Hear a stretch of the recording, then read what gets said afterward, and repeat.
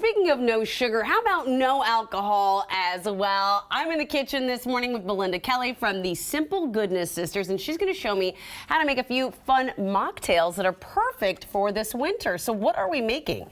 Yeah, we're gonna make a mulled tea mocktail, which is gonna take a little bit. So first we're gonna do a Cascade Mule, which is a nice, refreshing, cold, easy to mix, but really tasty mocktail. I love that. And I think a lot of us, as we're trying to do dry January, it's hard just to be like, so you want something that has kind of the taste or the fizz, and this sounds like it would be the perfect thing. So how do we get started? Exactly. I like to go with the dry January. It can be like a reset for alcohol consumption. Maybe it's even a damp January. That's fine too. Just ease off a little. I have not heard of that. Yeah. I am here for that. Okay. Everything in moderation, right? But this one, you will not miss the alcohol, so that's why I like it. I'm gonna start out, it's also really simple to pour. So it's got this berry sage syrup in it, and I'm gonna do an ounce of that just in the bottom of the glass. Berry sage. So as you're drinking, you're also cleansing your aura as well with the sage. Oh, I'm here for that. Totally, absolutely. And it's got this really bright, refreshing taste, but also still kind of wintry from the sage. Oh, I can even smell that from here. Yeah, it's really aromatic. And then we're gonna do our lime.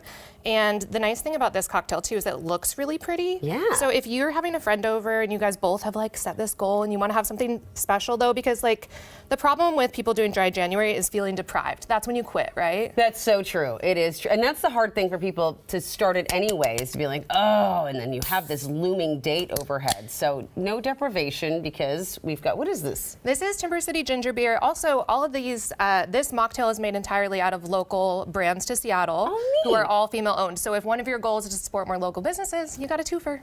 That's genius. Yeah. See, I love it. Drinking that feels good. So it's non-alcoholic ginger beer. Yes. Or is all ginger beer non-alcoholic?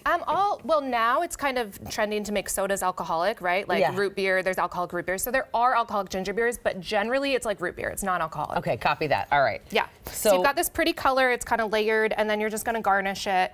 And the thing about mocktails to really think about is that presentation matters when you're drinking. It's part of the process to mix, to craft, to make something fun, and then to make it really beautiful and smell good. And so do not skip the pretty garnish. Don't skip, and you know what? And it's aromatic as well when you're drinking it. Absolutely, it fires up your taste buds. Okay, let me try this. And is that an Amarena cherry? It's a cherry, from Oracella Cherries right here in Seattle as well. Even the garnish is local. I love it. All right, cheers. Let's try this. Ooh.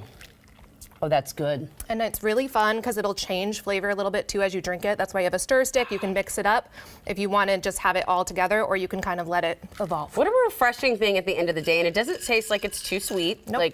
Because you hear my sugar thing, Yes, absolutely. Everything is 0 preservatives and pretty low sugar. Pretty low sugar. Okay, this is my job. I'm not cheating right now.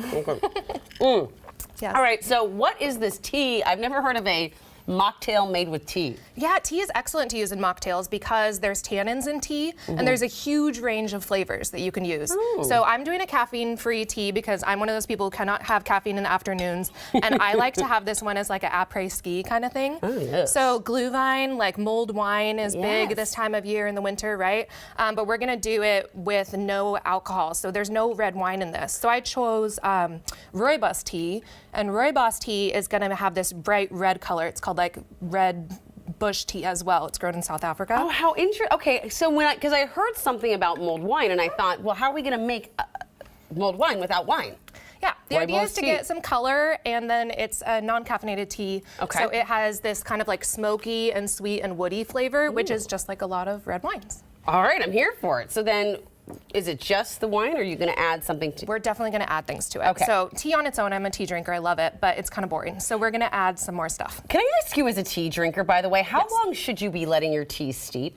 I do 5 to 6 minutes on an herbal tea like this. You can get away with longer because it is just going to be adding more flavor, and it won't add the acrid bitterness that caffeinated teas will if you let them go too long. Copy that. All right, I interrupted. So what are you adding now? That's good. This is going to be apple cider. Okay. So it's just, 100% juice apple cider. All right. And it's going to give us this apple cider mulled wine kind of taste. Also, when I was steeping, I added in some mulling spices. Ooh. So these have, cinnamon, clove, allspice, some really delicious citrus kind of flavor. That really add that flavor. Here, I got a tissue for you. Thank you.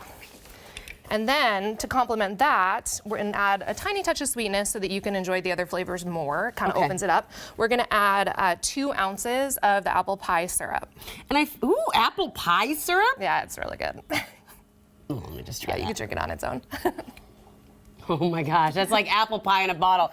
We only have about a minute left. As you're adding that, tell us more about Simple Goodness Sisters, because now I'm obsessed. If we have apple pie syrup, what else have we got? Yeah, we have lemon herb, blueberry lavender, rhubarb vanilla. These are all flavors that are reflective of the Pacific Northwest, things that we grow really well here, and they're going to add a lot of interest to a drink with minimal ingredients. I love that. And this is obviously video of where you are growing these things. This is literally from the soil in our own backyard. All right, let's try my this sister and I do it. delicious mulled wine. Okay, so we're gonna pour this into a glass right here for you. And it is really lovely served warm, but you can always save it and then drink it cold later as well. I love to put tea in my fridge for later. I love iced tea. I am here. I do that with my coffee as well. All right, well, here we go. Cheers. Should I drink it out of the straw? Or? I would go this. That straw's just for stirring and prettiness. That tastes delicious.